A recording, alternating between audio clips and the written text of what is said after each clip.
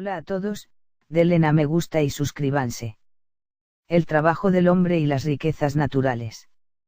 Cada país posee, en mayor o menor número, determinadas riquezas naturales. Entre las principales riquezas naturales se encuentran los yacimientos minerales, las tierras fértiles para la agricultura y la ganadería, los mares con sus peces, los grandes ríos que proporcionan energía eléctrica barata, y muchas otras.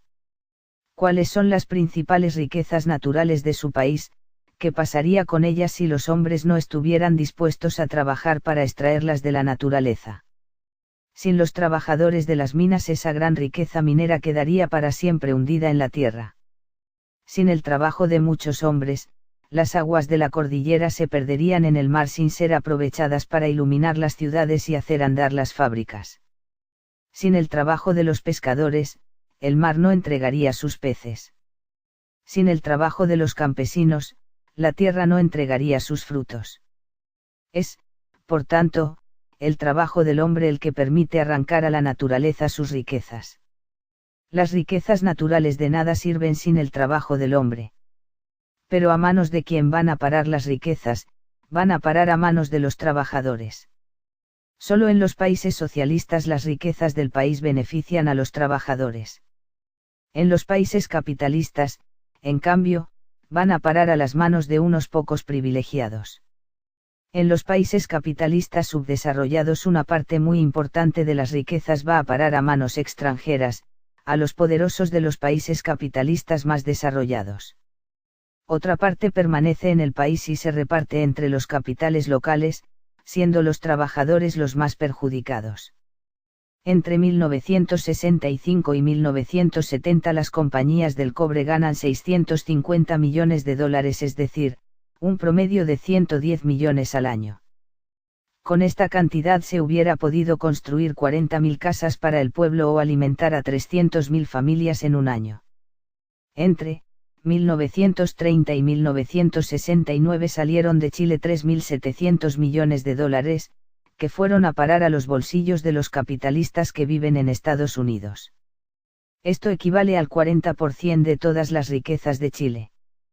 Para dar una idea de lo que esto significa, podríamos decir que de cada 10 casas, 4 serían de ellos, de cada 10 fábricas, 4 serían de ellos.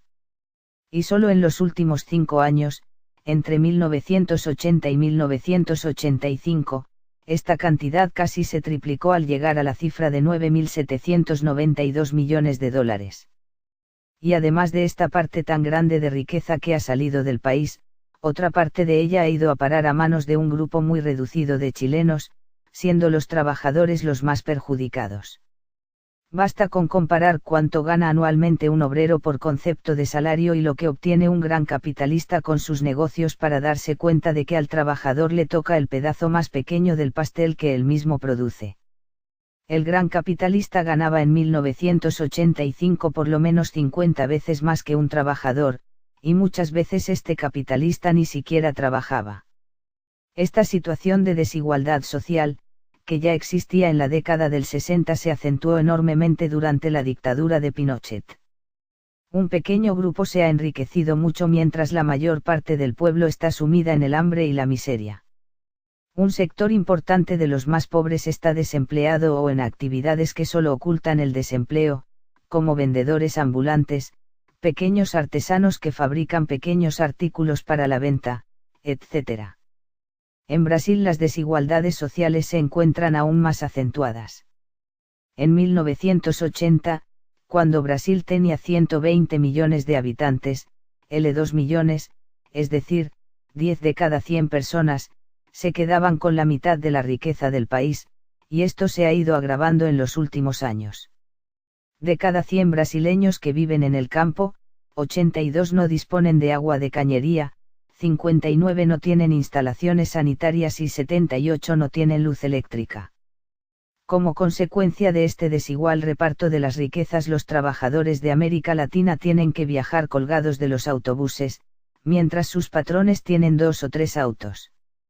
A veces muchos de ellos ni siquiera tienen el dinero suficiente para pagar el transporte y deben realizar grandes caminatas para llegar a su centro de trabajo.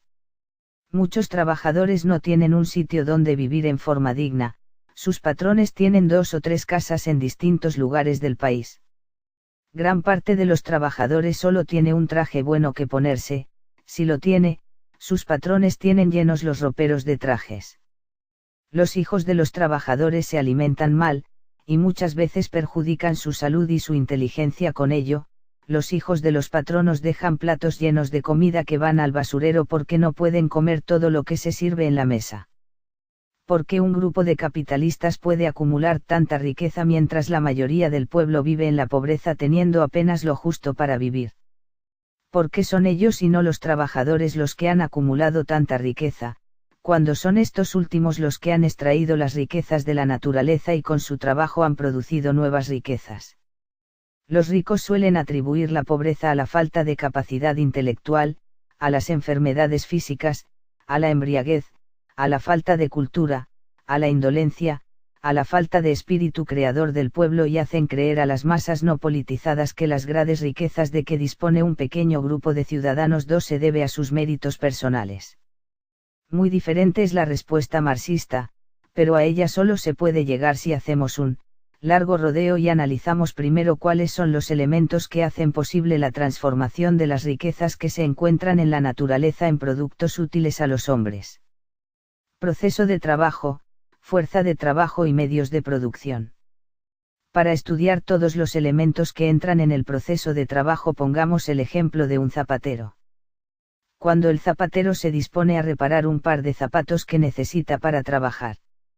Para poder iniciar su trabajo el zapatero necesita cuero, tijera, aguja, máquina de coser, hilo, tintura y pegamento.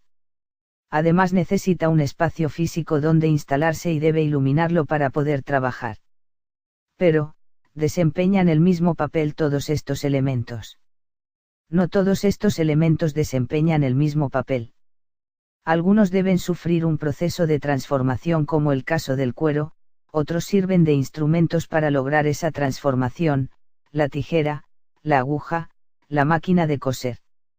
Por último están los elementos que crean el ambiente adecuado para trabajar, el local, la iluminación, etc.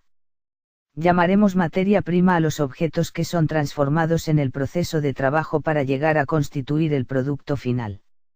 En nuestro ejemplo, materia prima son, el cuero, el hilo, las tinturas, el pegamento, etc. Todos estos elementos pasan a constituir componentes del zapato, forman de una u otra manera parte de él. Si falla una de estas materias primas, el zapatero no podrá reparar un par de zapatos ni producirlo a la medida si así lo ha requerido el cliente. Llamaremos medios de trabajo a todas aquellas cosas que directa o indirectamente nos permiten transformar la materia prima en producto final. Los medios de trabajo que nos permiten transformar directamente la materia prima son las herramientas de trabajo y las máquinas. En nuestro ejemplo, las tijeras, la aguja, la máquina de coser. Los medios de trabajo que actúan en forma indirecta, pero no menos necesaria, son, los locales, los medios de iluminación y calefacción, etc. En los casos de desarrollo industrial más avanzado también deben ser considerados bajo este rubro, el terreno donde se instalan las industrias, los talleres, las rutas, los canales, las obras de regadío, etc. Sin materia prima y sin medios de trabajo no puede producirse nada. Ellos son las condiciones materiales para realizar cualquier tipo de trabajo.